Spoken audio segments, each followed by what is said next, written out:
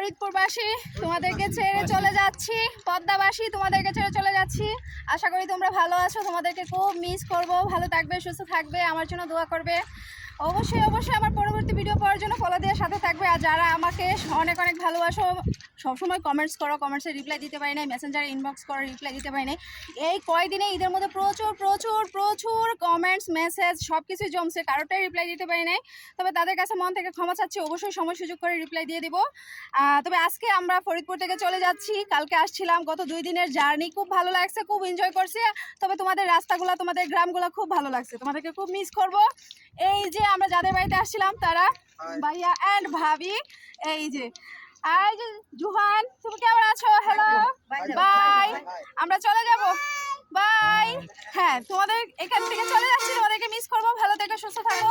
আজকে এই পর্যন্তই, আল্লাহ হাফেজ, বাই। আসবে, টাটা দাও, বাই বাই বলবেন এখন।